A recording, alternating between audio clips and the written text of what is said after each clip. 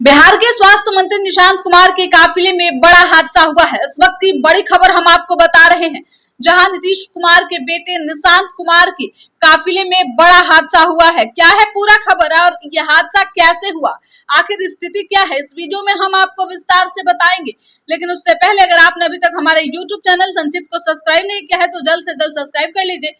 साथ ही Facebook page को भी फॉलो कीजिएगा, वीडियो को शेयर कीजिएगा और निशांत कुमार को लेकर आप क्या सोचते हैं अपनी प्रतिक्रिया कमेंट बॉक्स में जरूर दीजिएगा। दरअसल बिहार के जमुई जिले में स्वास्थ्य मंत्री निशांत कुमार के काफिले के साथ हादसा हो गया। झाझा शहर के न्यू बोडवा बस स्टैंड परिसर में सरदार वल्लभ भाई पटेल की मूर्ति के अनावरण कार्यक्रम में शामिल होने के लिए निशांत कुमार रवाना हुए थे और इस दौरान ये बड़ा हादसा हुआ है। निशांत के काफिले में कई गाड़ियां जो है वो लगातार चल रही थी और इसी बीच दो गाड़ियों के बीच टक्कर देखने को मिली। हादसे में किसी के गंभीर रूप से घायल होने की सूचना नहीं है। राहत की बात यह है कि निशांत कुमार की गाड़ी इस दुर्घटना में सुरक्षित रही और उन्हें कोई नुकसान नहीं हुआ है। कार्यक्रम स्थल की ओर जाते समय निशांत के काफिले में शामिल वाहन आपस में टकरा गए। टक्कर के बाद कुछ देर के लिए मौके पर अफरा तफरी का माहौल देखने को मिला। हालांकि प्रारंभिक जांच के मुताबिक हादसे में किसी को भी गंभीर चोट नहीं आई है।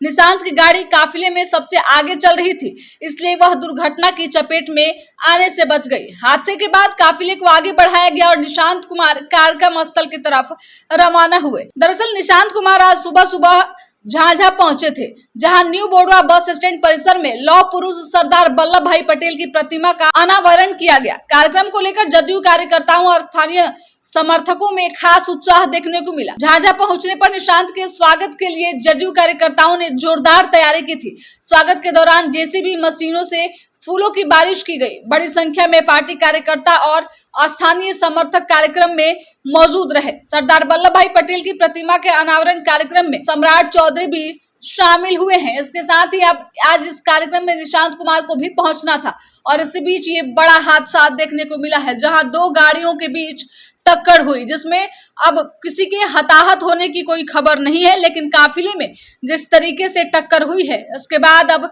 लगातार जो है वो कई सवाल उठ रहे हैं। सवाल ये कि आखिर काफिले में चल रही गाड़ियां एक दूसरे से कैसे टकरा गई? क्या वाहनों की रफ्तार अधिक थी या फिर अचानक ब्रेक लगने के बाद यह हादसा हुआ? इन सवालों का जवाब अभी सामने नहीं आया है। सभी लोग जांच के इंतजार कर रहे हैं। जांच में क्या कुछ सामने आता है ये देखना दिलचस्प होगा। फिलहाल निशांत कुमार सुरक्षित हैं और निशांत कुमार के काफिले में जिस तरीके की टक्कर हुई है वो एक तरह से मानिए तो सबको डरा दिया था। लेकिन जांच प्रक्रिया अभी चल रही है। जांच में क्या कुछ निकलकर सामने आता है ये देखना दिलचस्प होगा। दरअसल निशांत कुमार बिहार के स्वास्थ्य मंत्री हैं और नीतीश कुमार के बेटे हैं। लगातार स्वास्थ्य विभाग की कमान संभाल रहे हैं और बिहार के अलग अलग जिलों में जाकर अपने कार्यभार को संभाले हुए हैं। लेकिन इस बीच आज झाझा जाने के क्रम में जिस तरीके से निशांत कुमार के काफिले में हादसा हुआ है, ये सबको डरा दिया था। लगातार लोग जानना चाह रहे थे कि इस हादसे में निशांत कुमार को कोई चोट तो नहीं आई, कोई ऐसी खबर तो हादसे से नहीं आई